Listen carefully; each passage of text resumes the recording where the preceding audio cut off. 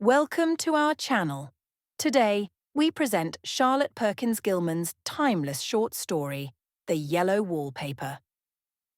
Written in 1892, this psychological masterpiece sheds light on mental health, societal expectations, and the struggles of women in a patriarchal world.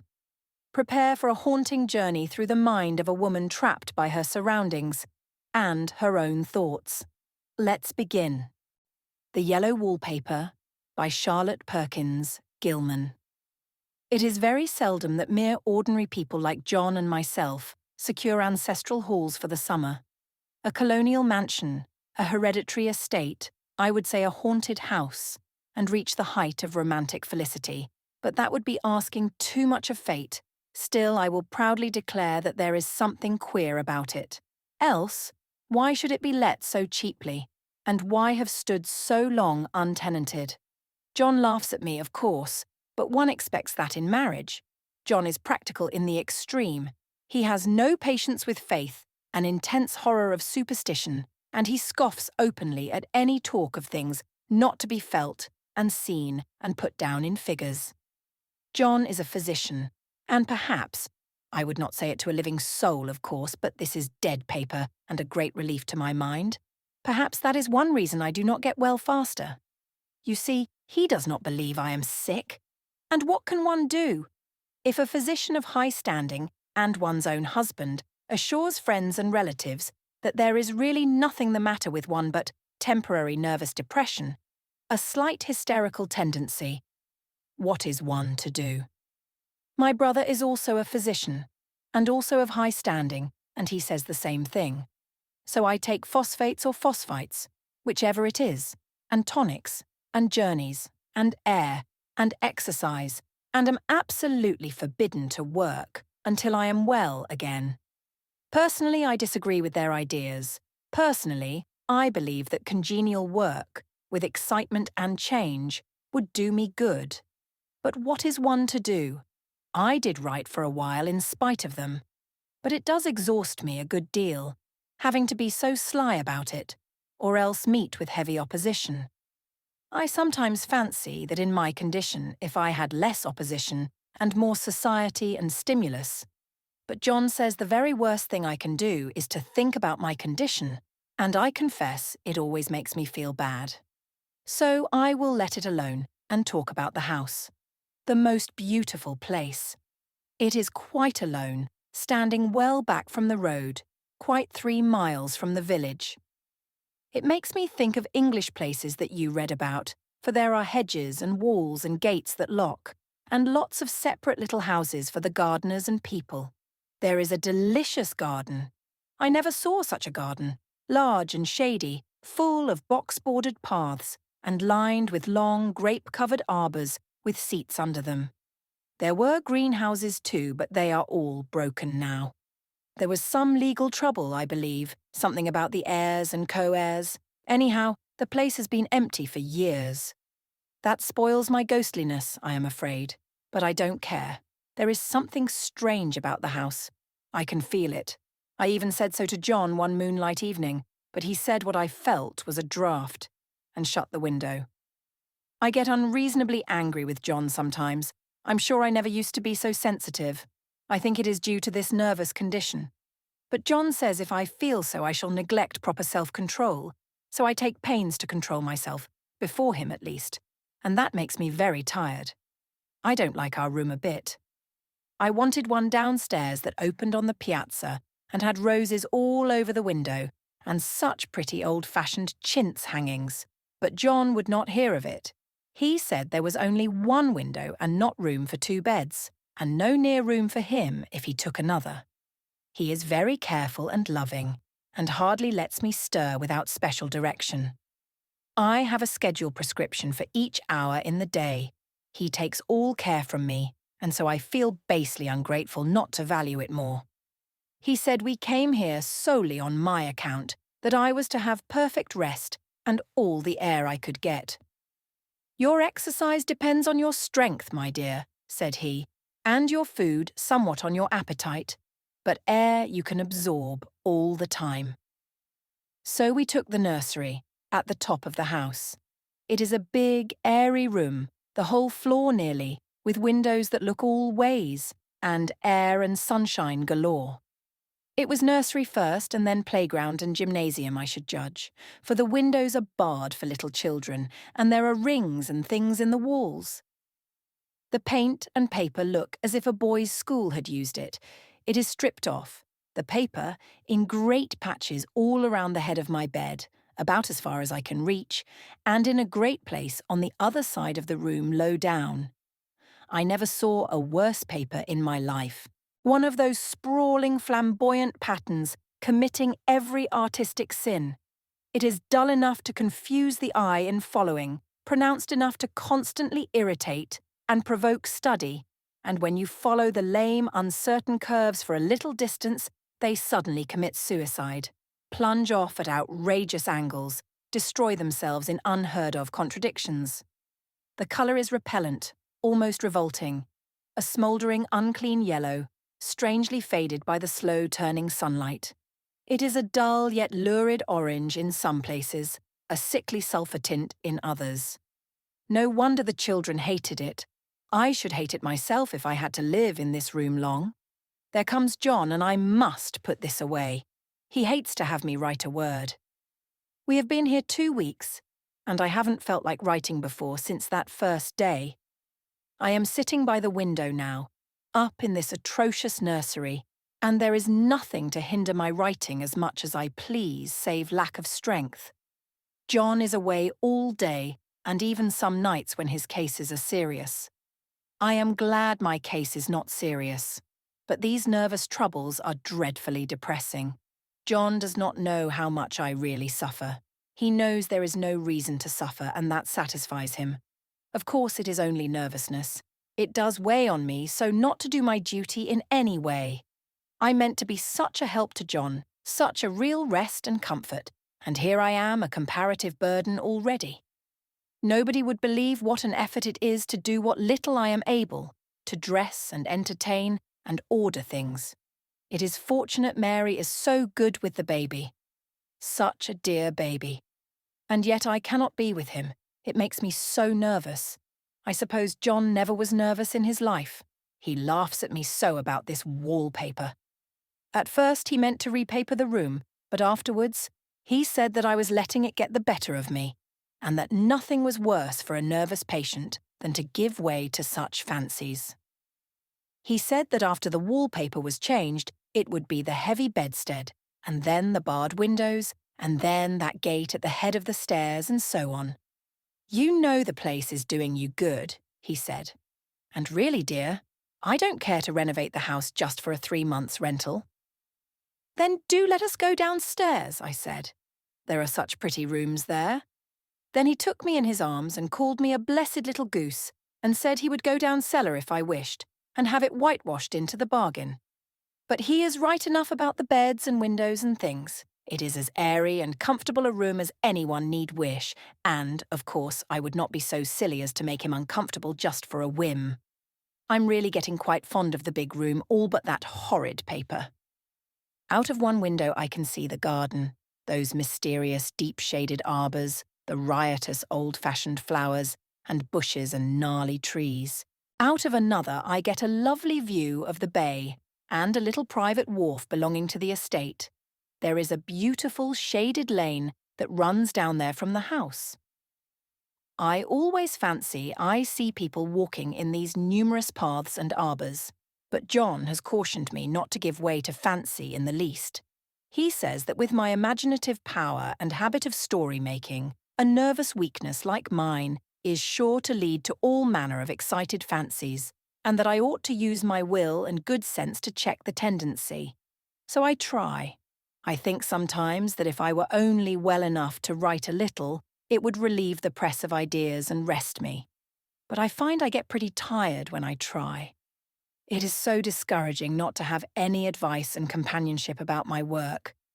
When I get really well, John says we will ask Cousin Henry and Julia down for a long visit, but he says he would as soon put fireworks in my pillowcase as to let me have those stimulating people about now. I wish I could get well faster.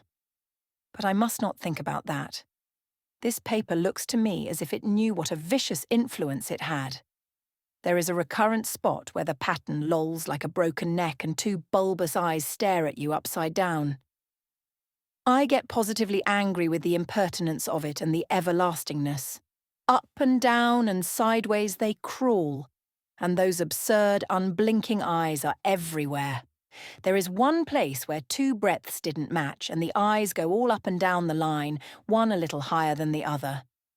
I never saw so much expression in an inanimate thing before, and we all know how much expression they have. I used to lie awake as a child and get more entertainment and terror out of blank walls and plain furniture than most children could find in a toy store. I remember what a kindly wink the knobs of our big old bureau used to have, and there was one chair that always seemed like a strong friend. I used to feel that if any of the other things looked too fierce, I could always hop into that chair and be safe. The furniture in this room is no worse than inharmonious, however, for we had to bring it all from downstairs. I suppose when this was used as a playroom they had to take the nursery things out. And no wonder. I never saw such ravages as the children have made here. The wallpaper, as I said before, is torn off in spots, and it sticketh closer than a brother. They must have had perseverance as well as hatred. Then the floor is scratched and gouged and splintered. The plaster itself is dug out here and there, and this great heavy bed, which is all we found in the room, looks as if it had been through the wars. But I don't mind it a bit. Only the paper. There comes John's sister. Such a dear girl as she is, and so careful of me. I must not let her find me writing. She is a perfect and enthusiastic housekeeper, and hopes for no better profession. I verily believe she thinks it is the writing which made me sick. But I can write when she is out, and see her a long way off from these windows. There is one that commands the road, a lovely shaded winding road, and one that just looks off over the country. A lovely country too, full of great elms and velvet meadows. This wallpaper has a kind of sub-pattern in a different shade, a particularly irritating one, for you can only see it in certain lights, and not clearly then. But in the places where it isn't faded, and where the sun is just so, I can see a strange, provoking, formless sort of figure that seems to sulk about behind that silly and conspicuous front design. There's Sister on the stairs. Well, the 4th of July is over. The people are gone, and I am tired out. John thought it might do me good to see a little company, so we just had Mother and Nellie and the children down for a week. Of course I didn't do a thing. Jenny sees to everything now. But it tired me all the same. John says if I don't pick up faster, he shall send me to Weir Mitchell in the fall. But I don't want to go there at all. I had a friend who was in his hands once, and she says he is just like John and my brother, only more so. Besides, it is such an undertaking to go so far. I don't feel as if it was worthwhile to turn my hand over for anything, and I'm getting dreadfully fretful and querulous. I cry at nothing, and cry most of the time. Of course I don't when John is here or anybody else, but when I am alone. And I am alone a good deal just now. John is kept in town very often by serious cases, and Jenny is good and lets me alone when I want her to. So I walk a little in the garden or down that lovely lane, sit on the porch under the roses and lie down up here a good deal. I'm getting really fond of the room in spite of the wallpaper, perhaps because of the wallpaper. It dwells in my mind so. I lie here on this great immovable bed, it is nailed down, I believe, and follow that pattern about by the hour. It is as good as gymnastics, I assure you. I start, we'll say, at the bottom, down in the corner over there where it has not been touched, and I determine for the 1000th time that I will follow that pointless pattern to some sort of a conclusion. I know a little of the principle of design, and I know this thing was not arranged on any laws of radiation, or alternation, or repetition, or symmetry, or anything else that I ever heard of. It is repeated, of course, by the breadths, but not otherwise. Looked at, in one way, each breadth stands alone, the bloated curves and flourishes, a kind of debased Romanesque with delirium tremens, go waddling up and down in isolated columns of fatuity. But, on the other hand, they connect diagonally, and the sprawling outlines run off in great slanting waves of optic horror, like a lot of wallowing seaweeds in full chase. The whole thing goes horizontally too, at least it seems so, and I exhaust myself in trying to distinguish the order of its going in that direction. They have used a horizontal breadth for a frieze, and that adds wonderfully to the confusion. There is one end of the room where it is almost intact, and there, when the crosslights fade and the low sun shines directly upon it, I can almost fancy radiation after all. The interminable grotesques seem to form around a common centre and rush off in headlong plunges of equal distraction. It makes me tired to follow it. I will take a nap, I guess. I don't know why I should write this. I don't want to. I don't feel able. And I know John would think it absurd. But I must say what I feel and think in some way. It is such a relief. But the effort is getting to be greater than the relief. Half the time now, I am awfully lazy and lie down ever so much. John says I mustn't lose my strength and has me take cod liver oil and lots of tonics and things, to say nothing of ale and wine and rare meat. Dear John. He loves me very dearly and hates to have me sick. I tried to have a real earnest, reasonable talk with him the other day and tell him how I wish he would let me go and make a visit to Cousin Henry and Julia. But he said I wasn't able to go, nor able to stand it after I got there. And I did not make out a very good case for myself, for I was crying before I had finished. It is getting to be a great effort for me to think straight. Just this nervous weakness, I suppose. And dear John gathered me up in his arms and just carried me upstairs and laid me on the bed and sat by me and read to me till it tired my head. He said I was his darling and his comfort and all he had, and that I must take care of myself for his sake and keep well. He says no one but myself can help me out of it, that I must use my will and self-control and not let any silly fancies run away with me. There's one comfort. The baby is well and happy and does not have to occupy this nursery with the horrid wallpaper. If we had not used it, that blessed child would have. What a fortunate escape. Why, I wouldn't have a child of mine, an impressionable little thing, live in such a room for worlds. I never thought of it before, but it is lucky that John kept me here, after all. I can stand it so much easier than a baby, you see. Of course I never mention it to them any more. I am too wise, but I keep watch of it all the same. There are things in that paper that nobody knows but me, or ever will. Behind that outside pattern, the dim shapes get clearer every day. It is always the same shape, only very numerous. And it is like a woman stooping down and creeping about behind that pattern. I don't like it a bit. I begin to think, I wish John would take me away from here. It is so hard to talk with John about my case, because he is so wise and because he loves me so. But I tried it last night. It was moonlight. The moon shines in all around, just as the sun does. I hate to see it sometimes. It creeps so slowly and always comes in by one window or another. John was asleep and I hated to waken him, so I kept still and watched the moonlight on that undulating wallpaper till I felt creepy. The faint figure behind seemed to shake the pattern, just as if she wanted to get out. I got up softly and went to feel and see if the paper did move, and when I came back, John was awake. "What is it, little girl?" he said. "Don't go walking about like that. You'll get cold." I thought it was a good time to talk, so I told him that I really was not gaining here, and that I wished he would take me away. "Why, darling," said he, "our lease will be up in 3 weeks, and I can't see how to leave before. The repairs are not done at home, and I cannot possibly leave town just now. Of course, if you were in any danger, I could and would. But you really are better, dear, whether you can see it or not. I am a doctor, dear, and I know. You are gaining flesh and colour. Your appetite is better. I feel really much easier about you." "I don't weigh a bit more," said I, "nor as much. And my appetite may be better in the evening when you are here. But it is worse in the morning when you are away." "Bless her little heart," said he with a big hug. She shall be as sick as she pleases. But now let's improve the shining hours by going to sleep and talk about it in the morning." "And you won't go away?" I asked gloomily. "Why, how can I, dear? It is only 3 weeks more, and then we will take a nice little trip of a few days while Jenny is getting the house ready. Really, dear, you are better."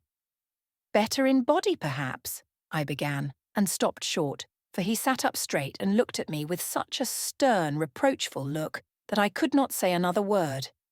"My darling," said he, "I beg of you, for my sake and for our child's sake, as well as for your own, that you will never for one instant let that idea enter your mind. There is nothing so dangerous, so fascinating to a temperament like yours.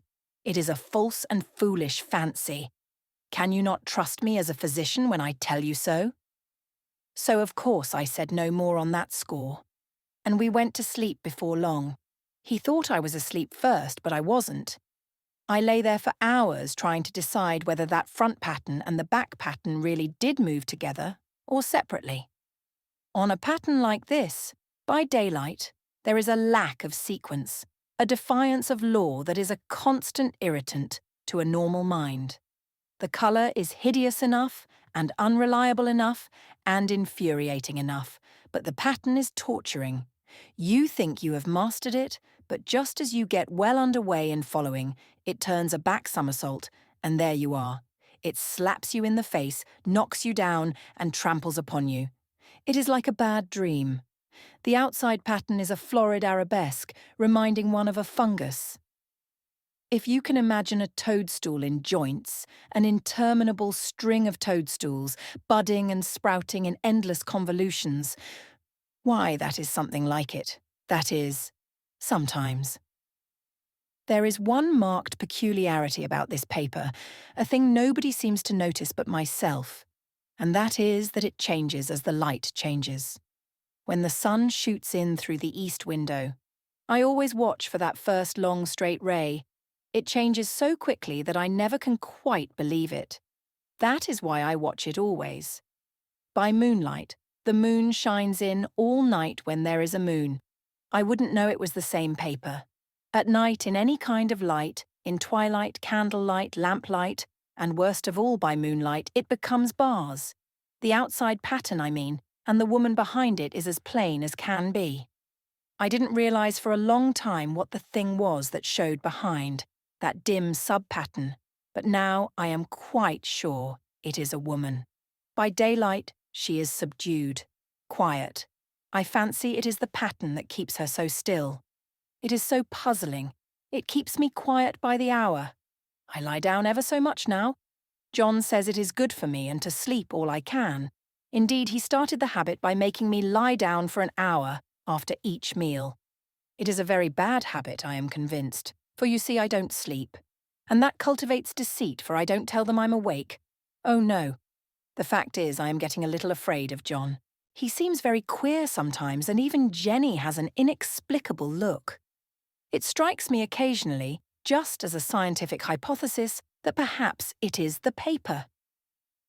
I have watched John when he did not know I was looking, and come into the room suddenly on the most innocent excuses, and I've caught him several times looking at the paper.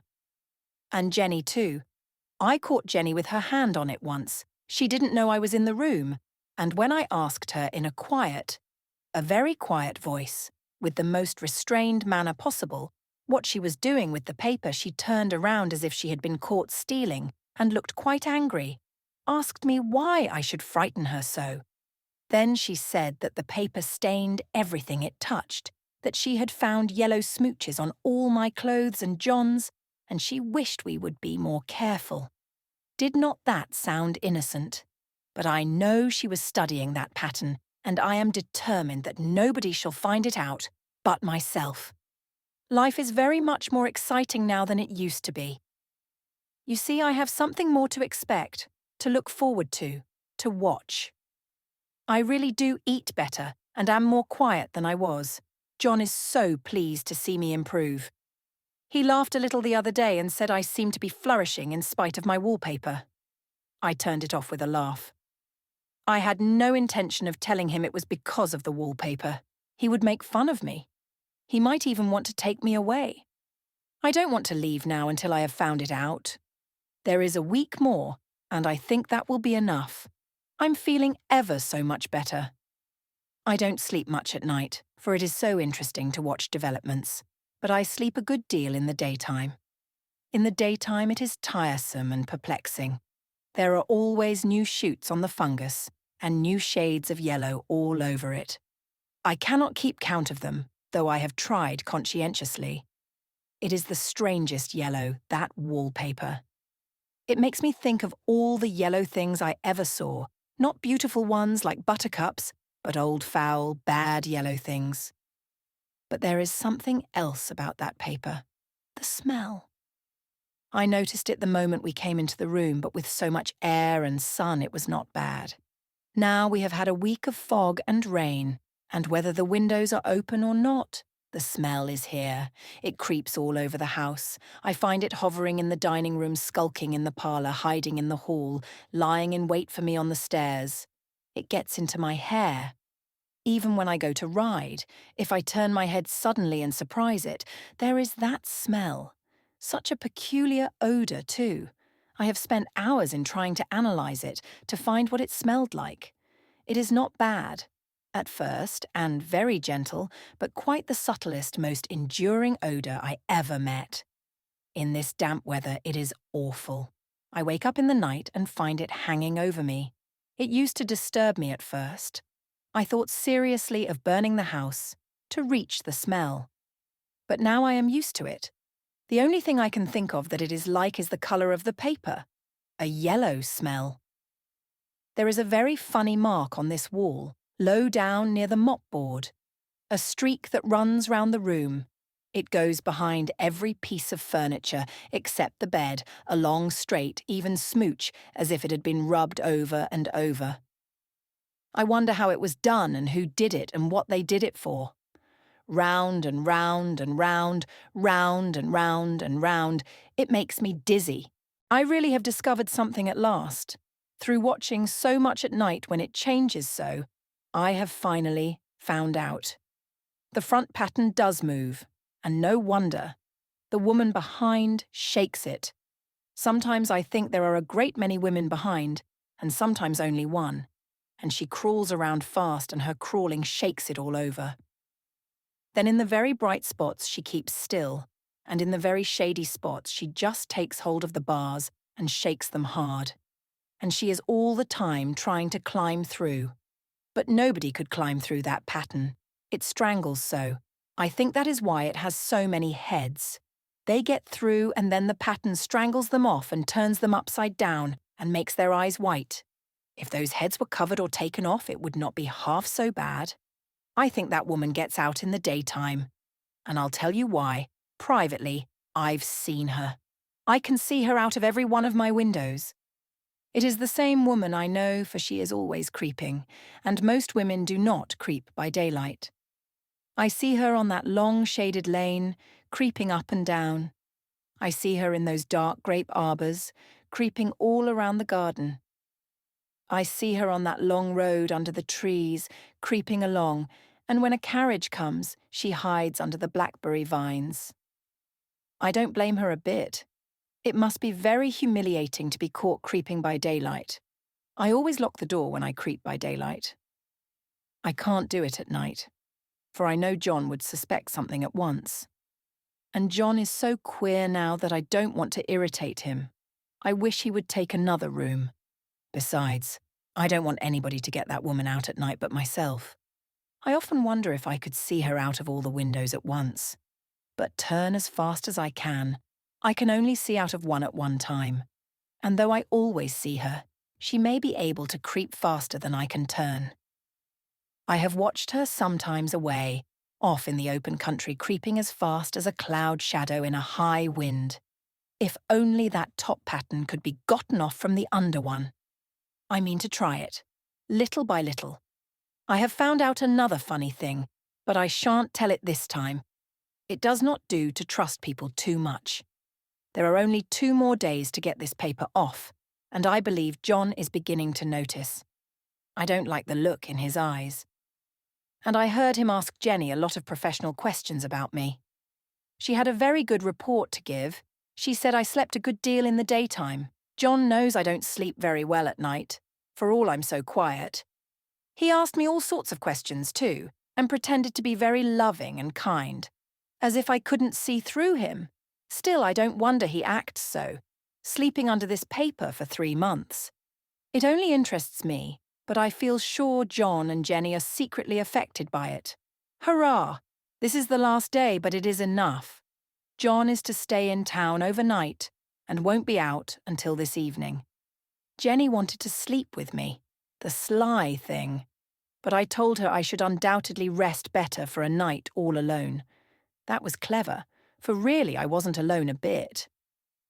As soon as it was moonlight and that poor thing began to crawl and shake the pattern, I got up and ran to help her. I pulled and she shook, I shook and she pulled, and before morning we had peeled off yards of that paper.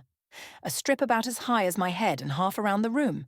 And then, when the sun came, and that awful pattern began to laugh at me, I declared I would finish it today. We go away tomorrow, and they are moving all my furniture down again to leave things as they were before. Jenny looked at the wall in amazement, but I told her merrily that I did it out of pure spite at the vicious thing. She laughed and said she wouldn't mind doing it herself, but I must not get tired. How she betrayed herself that time. But I am here, and no person touches this paper but me, not alive. She tried to get me out of the room, it was too patent. But I said it was so quiet and empty and clean now that I believed I would lie down again and sleep all I could, and not to wake me even for dinner, I would call when I woke. So now she is gone, and the servants are gone, and the things are gone, and there is nothing left but that great bedstead nailed down with the canvas mattress we found on it. We shall sleep downstairs tonight and take the boat home tomorrow. I quite enjoy the room. Now it is bare again. How those children did tear about here. This bedstead is fairly gnawed. But I must get to work. I have locked the door and thrown the key down into the front path. I don't want to go out, and I don't want to have anybody come in till John comes. I want to astonish him. I've got a rope up here that even Jenny did not find. If that woman does get out and tries to get away, I can tie her. But I forgot I could not reach far without anything to stand on. This bed will not move. I tried to lift and push it until I was lame, and then I got so angry I bit off a little piece at one corner, but it hurt my teeth. Then I peeled off all the paper I could reach standing on the floor. It sticks horribly and the pattern just enjoys it. All those strangled heads and bulbous eyes and waddling fungus growths just shriek with derision. I am getting angry enough to do something desperate. To jump out of the window would be admirable exercise, but the bars are too strong even to try. Besides, I wouldn't do it. Of course not. I know well enough that a step like that is improper and might be misconstrued. I don't like to look out of the windows even. There are so many of those creeping women, and they creep so fast. I wonder if they all come out of that wallpaper as I did. But I am securely fastened now by my well-hidden rope. You don't get me out in the road there. I suppose I shall have to get back behind the pattern when it comes night, and that is hard. It is so pleasant to be out in this great room and creep around as I please. I don't want to go outside. I won't, even if Jenny asks me to. For outside, you have to creep on the ground, and everything is green instead of yellow. But here, I can creep smoothly on the floor, and my shoulder just fits in that long smooch around the wall, so I cannot lose my way. Why, there's John at the door. It is no use, young man, you can't open it. How he does call and pound. Now he's crying for an axe. It would be a shame to break down that beautiful door. John, dear, said I in the gentlest voice, the key is down by the front steps, under a plantain leaf. That silenced him for a few moments. Then he said, very quietly indeed, open the door, my darling. I can't, said I. The key is down by the front door under a plantain leaf. And then I said it again, several times very gently and slowly, and said it so often that he had to go and see. And he got it, of course, and came in. He stopped short by the door. "What is the matter?" he cried. "For God's sake, what are you doing?" I kept on creeping just the same, but I looked at him over my shoulder.